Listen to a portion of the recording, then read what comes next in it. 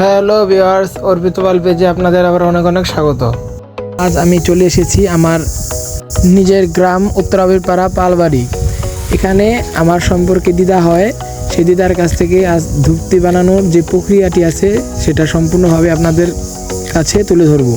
তো ভিউয়ার্স, আপনারা দেখতে থাকবেন দিদা কিভাবে এই ধূপটিটা সুন্দরভাবে তৈরি করে।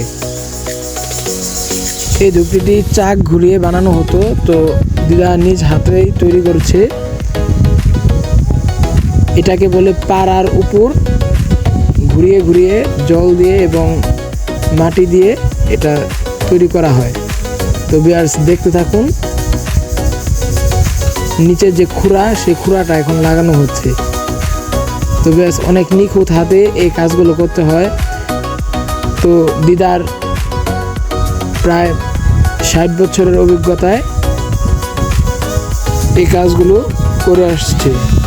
পালেদের গৌরবময় ইতিহাসের সাথে এই ধুনুচির বানানো প্রক্রিয়াটি প্রাচীনকাল থেকেই। এই ধুনুচিটি বানানোর পর এটাকে পুইনে দিয়ে পুরানো হবে। তো ভিউয়ার্স, এই নানান ধরনের মৃৎশিল্পের কাজ করে অনেকে যার যার নিজের জীবিকা নির্বাহ করে, অনেকে এটাকে পেশা হিসাবে দেখে, অনেকে এটাকে শখ এবং ইচ্ছা রূপেও করে থাকে।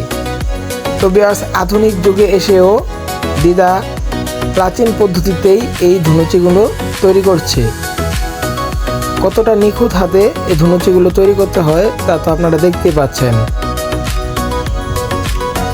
ধুনুচিটি তৈরি করা হয় সম্পূর্ণ এঁটেল মাটি দিয়ে, ঘুরিয়ে ঘুরিয়ে একদম মসৃণভাবে,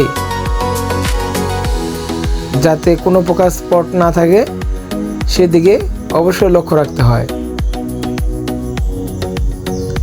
সম্পূর্ণ হাতের মাপে এই ধুনুচিগুলো তৈরি করা হয়। তো ভিউয়ার্স, আমাদের এই পালবাড়ি প্রাচীনকাল থেকে কাজ করে আসলেও দিন দিন এই কাজের বিলুপ্তির পথে চলে যাচ্ছে। তো ভিউয়ার্স, এরকম নতুন নতুন ব্লগ ভিডিও পেতে আমার পেজটিকে অবশ্যই ফলো দিয়ে রাখবেন, এবং যারা যারা ইউটিউব থেকে দেখছেন অবশ্যই চ্যানেলটিকে সাবস্ক্রাইব করে রাখবেন। নমস্কার, সবাই ভালো থাকবেন।